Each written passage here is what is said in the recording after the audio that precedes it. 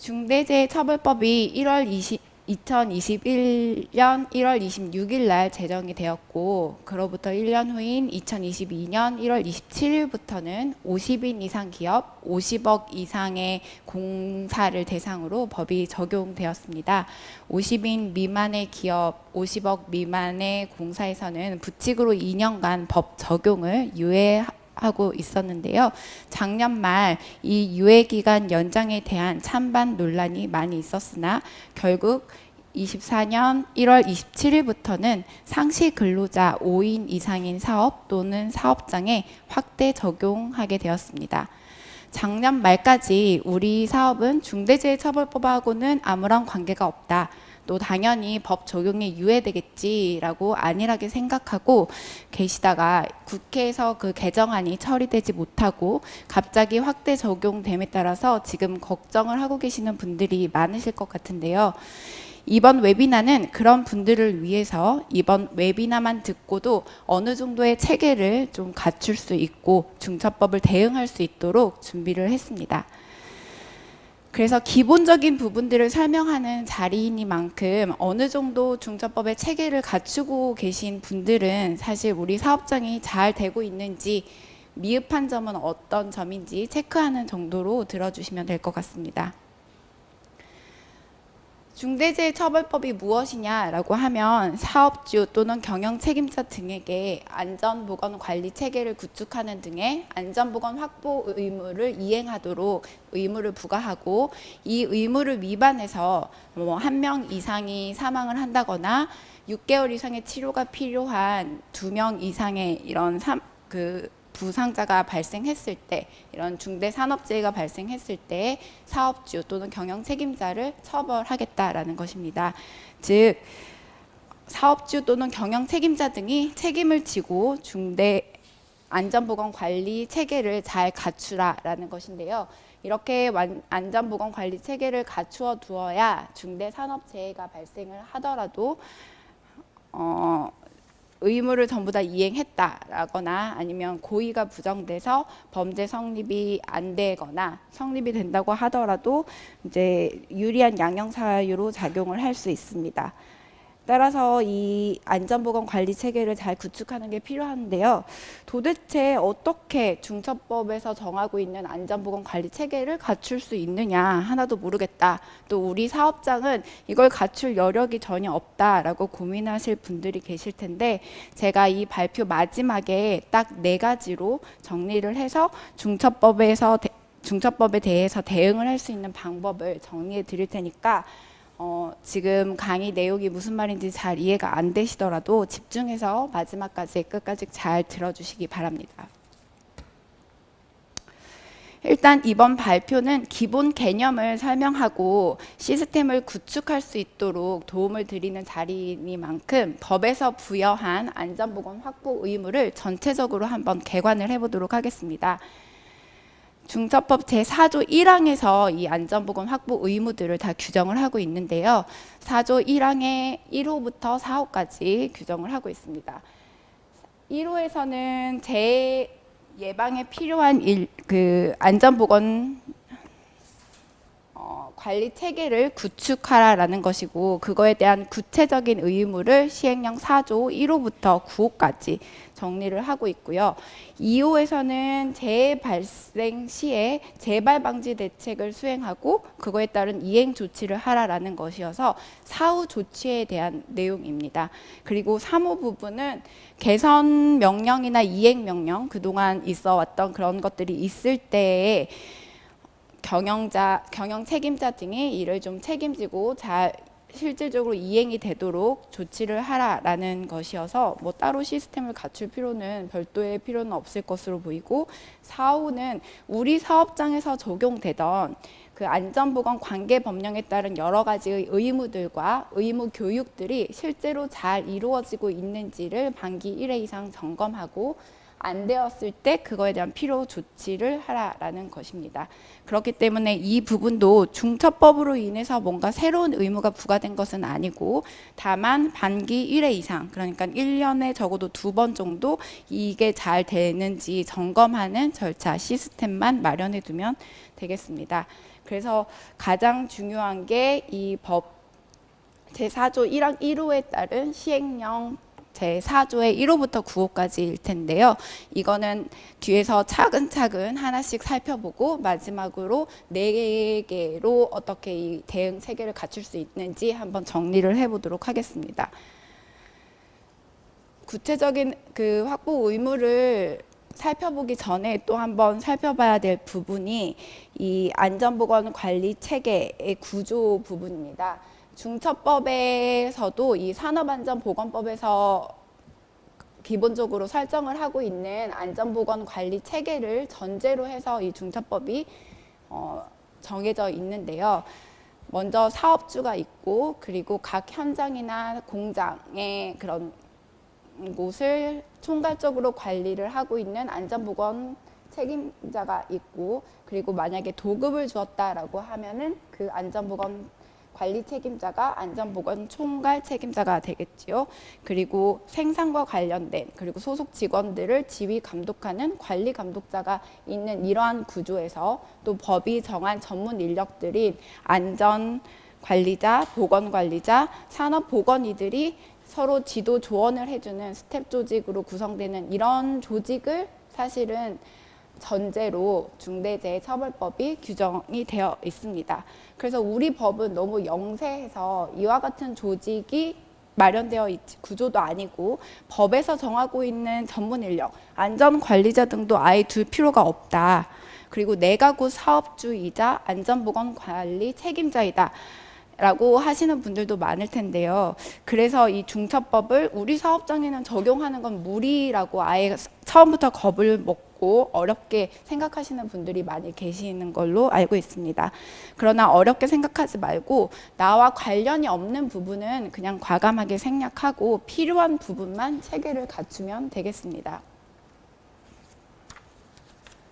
그럼 본격적으로 안전보건 관리 체계를 구축하는 방안을 하나하나 살펴보겠습니다.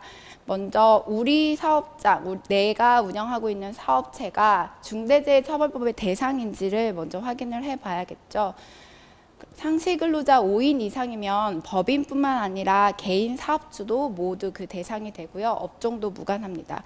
그리고 사무직 근로자들만 으로 구성되어 있는 경우에도 원칙적으로는 중첩법의 대상이 됩니다. 물론 뭐 사고 발생의 확률은 적겠지만 대상이 된다는 점은 알아두셔야 될 것 같고요.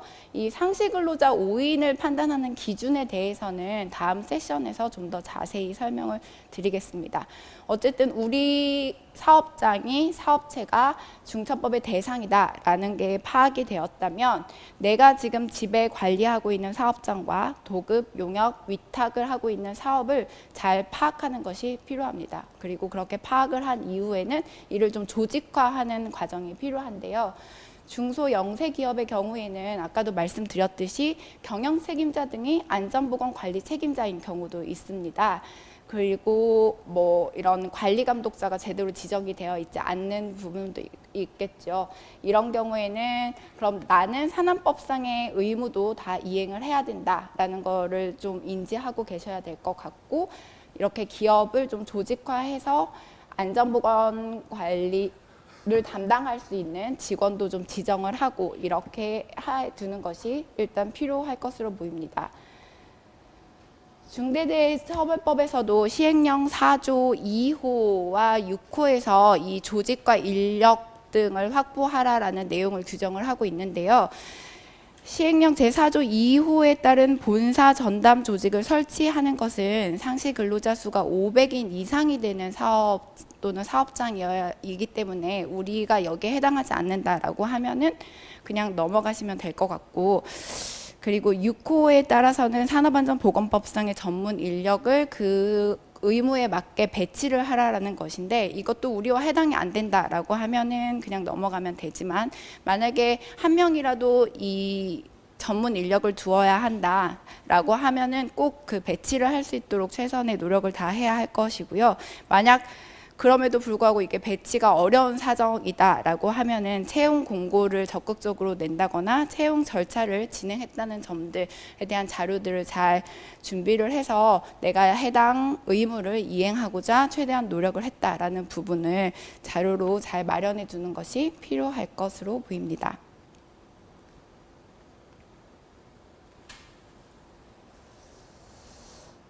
그리고 나면 이제 안전보건 목표와 경영 방침을 설정을 해야 합니다. 기업 전체, 본사, 부서별로 그 종사자와 서로 의견을 나누어서 우리 사업장 특성에 딱 맞는 발생 가능성이 높은 위험 요소를 어떻게 해소할 수 있는지 그 과정 중심의 목표를 좀 잘 설정을 하는 게 필요한데요. 실제로 중처법 위반 관련 판결들을 우리가 보면 안전보건 확보를 위한 실질적이고 구체적인 방안이 포함되어 있지 않는 그냥 명목상에 불과한 것이거나 사업 또는 사업장의 특성을 반영하지 않은 통상적이고 일반적인 목표만 설정을 했을 때에는 이 의무를 이행하지 않은 것으로 보고 있습니다.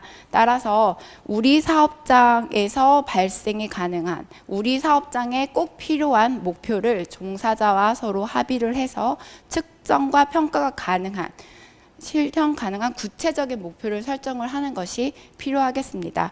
그리고 또 한 가지 가장 유의해야 할 점이 이렇게 설정한 안전보건 목표와 경영 방침을 전체 사업장의 종사자들에게 이를 공표하고 게시를 하는 것입니다. 그렇게까지 해야 이 해당 의무가 전부 이행됐다라고 인정이 될 수 있을 것입니다. 다음으로는 시행령 4조 3호에 있는 위해 위험 요인 확인 개선 절차를 마련하다라는 것인데요. 사실 이 조항이 중처법에서 가장 중요한 안전보건 확보 의무라고 볼 수 있습니다. 실제 고용노동부에서도 위해 위험 요인을 확인하고 개선하는 조치가 안전보건 확보 의무의 핵심이라고 강조를 하고 있습니다. 이 의무는 산업안전보건법 제36조에 따른 위험성 평가로 대체가 가능한데요. 이 위험성 평가를 그냥 했다라는 것만으로 이 해당 의무를 다 이행했다라고 보고 있지는 않습니다.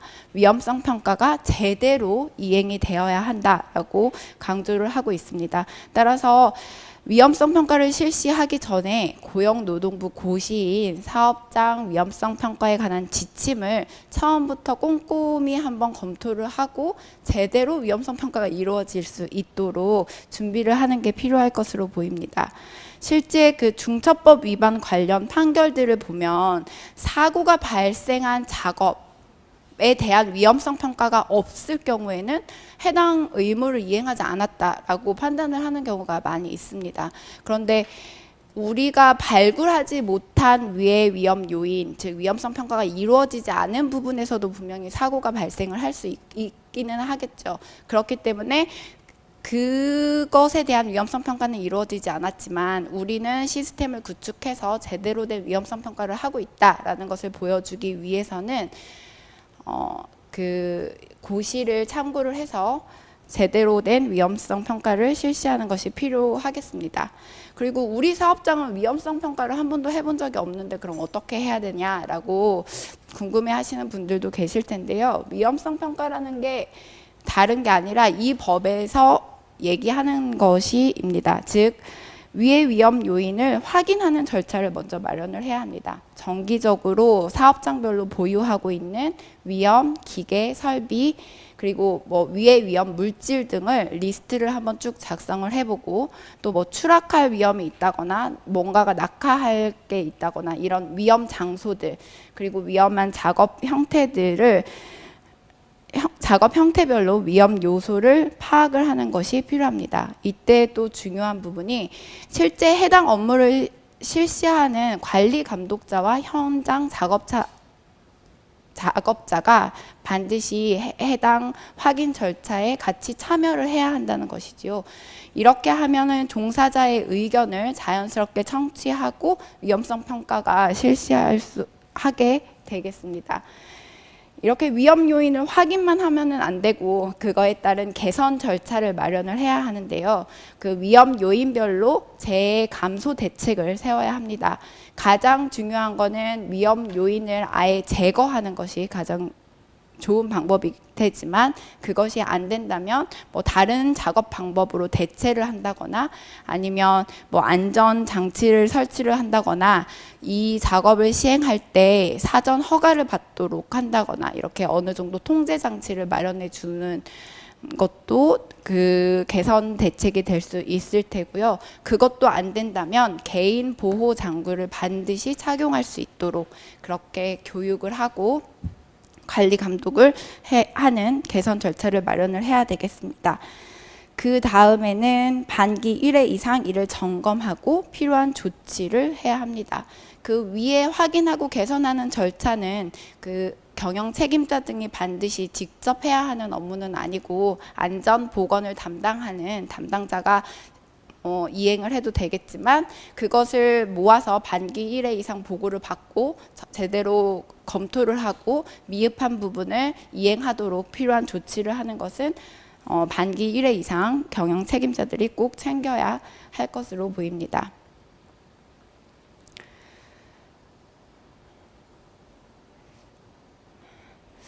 이 위의 위험 요인 확인 개선 절차에서 가장 이제 유의해야 할 점은 이 위의 위험 요소를 파악을 할 때 현장 작업자가 반드시 참여하도록 한다라는 점과 그리고 기계, 기구, 설비, 원재료가 뭐 새롭게 도입이 된다거나 변경될 때 작업자나 작업 방법, 작업 절차가 변경될 때에는 반드시 이 위험성 평가를 실시하도록 한다라는 것을 염두에 두셔야 될 것 같고요. 또 개선 시 필요한 예산을 신속히 편성해서 집행하는 시스템을 마련을 해야겠습니다. 그리고 이와 관련된 내용은 그 종사자들에게 모두 알려서 교육을 제공을 해야 되겠고 특히 고령자나 외국인 등 사고가 발생할 염려가 큰 사람들에게 제대로 된 교육을 제공을 주는 게 필요할 것으로 보입니다. 다음으로는 시행령 4조 4호에서 필요한 예산을 편성하고 집행하라라는 부분이 있는데요. 이때 필요한이라는 부분에 그 예산 규모에 관해서는 명확하게 법정 기준이 설정되어 있지 않습니다. 다만 기업의 규모와 보유한 위의 위험 요인 등에 따라서 재정 여건에 맞게 이걸 잘 실행할 수 있는 정도로 편성을 해야 하는데요. 그래서 위험성 평가를 제대로 이행을 하면은 그거에 따라서 우리가 갖추어야 할 기본적인 안전 수칙에 따른 인력, 뭐 장비 같은 것들이 이제 정해지겠죠. 그럼 그거를 구비할 예산은 반드시 편성을 하는 것이 필요하겠습니다. 예를 들어서 뭐 법에서 정한 전문 인력인 안전관리자, 보건관리자 등의 인건비라든지 아니면 신호수가 필요한다라고 하면 신호수에 대한 인건비 그리고 2인 1조 작업인데 한 명에 대한 인건비만 책정을 하면 안 되고 반드시 2명이 함께 작업을 할 수 있도록 그와 같은 인력들 그리고 안전 관련 물품들, 보호구를 구입하는 비용들은 반드시 예산을 편성해 두는 것이 필요하겠습니다. 그리고 이렇게 편성된 예산은 예비비를 제외하고는 가급적 모두 집행하는 것이 바람직하고요. 이 안전보건 예산을 다른 항목에 전용하는 것은 엄격히 금지를 해야 될 것으로 보입니다. 그리고 여력이 된다면 이제 종사자의 의견을 청취하거나 위험성 평가를 통해서 새롭게 예상치 못한 위해 위험 요소를 개선하기 위한 비용이 필요할 수가 있습니다. 그렇기 때문에 본사나 사업장에 어느 정도 예비비를 편성해 두면 아주 완벽한 이 중처법에서 말하는 필요한 예산을 편성하고 집행하는 의무를 다 이행했다라고 볼 수 있을 것 같습니다. 다음으로는 안전보건 관계자의 업무 수행을 평가하는 기준을 마련을 해야 하는데요. 앞에서 본 그 산업법상의 그 구조에서 보면은 현장 소장 등을 칭하는 안전보건 관리 책임자, 그리고 관리 감독자, 안전보건 총괄 책임자 등이 있고, 산안법에 따른 업무 수행에 필요한 산안법에 보면은 해당 직책에 따른 업무들이 전부 다 기재가 되어 있습니다. 그래서 이 업무들을 실제 수행할 수 있는 권한과 예상 편성 집행에 대한 권한을 부여할 것을 법이 정하고 있는데요. 이걸 위해서는 안전보건 관리 규정을 마련해 두는 것이 가장 좋겠지만, 그렇지 않더라도 해당 업무를 제대로 분장을 하고 그 업무에 따른 그걸 행사할 수 있는 그런 분위기를 만들어 주시면 될 것 같습니다. 그리고 여기에서 이제 평가 기준을 마련하고 반기 1회 이상 이걸 평가하고 관리하라라고 되어 있습니다. 그래서 평가 기준을 마련을 해야 하는데, 이 평가 기준에 대한 예시는 이제 고용노동부에서 발간하고 있는 여러 참고 자료 등에 나와 있으니까 이걸 참고를 해서 작성을 우리 사업장에 맞도록 적절히 작성을 해서 반기 1회 이상 반드시 평가가 이루어져야 하겠고요. 그거에 대해서 이제 피드백을 통한 관리까지 이루어져야 할 것입니다. 그리고 시행령 4조 7호에서는 종사자 의견 청취의 절차, 개선 방안을 마련하고 반기 1회 이상 이를 이제 점검하라라고 되어 있습니다. 그래서 이런 종사자 의견 청취를 하기 위해서는 먼저 종사자와 유의미한 정보를 공유하고 있어야겠죠. 앞서 말씀드린 바와 같이 경영 방침이나 목표를 설정할 때에도 종사자 의견이 반영되도록 설정을 해야 하는 것이고, 위해 위험 요인 및 개선 방안을 할 때에도 반드시 현장 작업자의 의견이 반영될 수 있도록 해야 됩니다. 그리고 산업 재해 원인 조사 및 재발 방지 대책 등 이러한 그 안전 보건과 관련된 모든 정보를 종사자와 서로 공유를 하고 그에 따른 종사자의 의견이 반영될 수 있도록 해야 될 것입니다. 여기서 의견 청취를 하는 방법은 구체적으로 법에서 정하고 있지 않기 때문에 기존에 우리가 해왔던 뭐 위원회나 미팅, 회의 같은 것들 절차를 이용해서 종사자의 의견을 청취를 하면 되겠고요. 그렇게 종사자 의견만 받아서 끝나는 것이 아니고 이것에 따라서 개선 방안을 마련을 해야 하겠습니다. 그리고 그 조치 결과까지 종사자에게 공지하고 이런 것들을 기록화해서 정리를 해두는 것이 필요하겠습니다.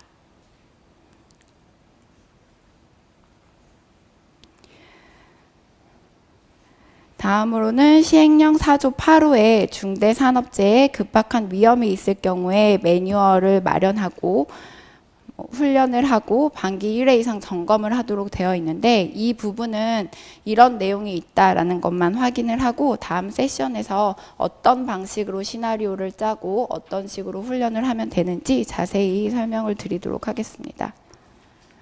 그리고 마지막으로 우리 사업체가 도급, 용역, 위탁을 하는 경우에는 그 수급인에 대한 평가를 하도록 되어 있는데요.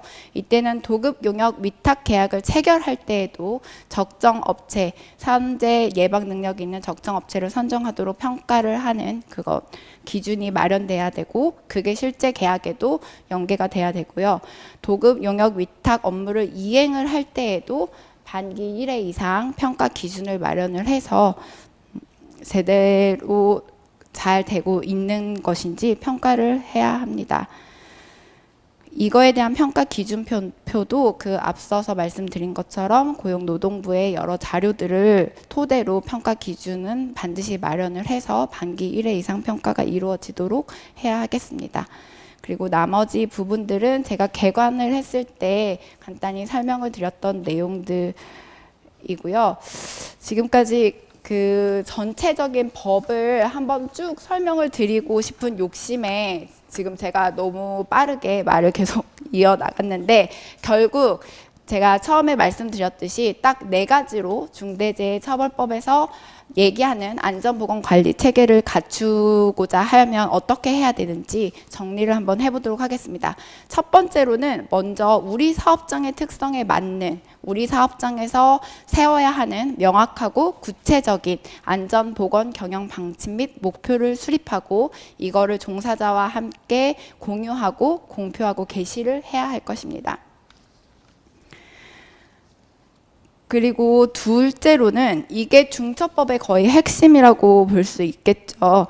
그 위의 위험 요인을 확인하고 개선하는 절차를 마련해서 반기 1회 이상 점검 조치하는 것을 제대로 이행을 하는 것입니다.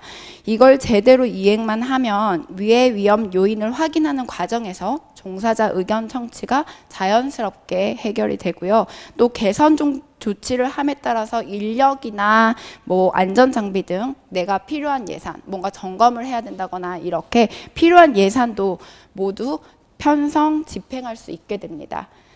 그렇기 때문에 이 위의 위험 요인을 확인하고 개선하는 절차를 제대로 이행하자. 이게 두 번째가 되겠고요. 세 번째는 중처법에서 요구하는 평가 체계를 갖추는 것인데 안전보건 관리자와 협력업체를 평가하는 것입니다.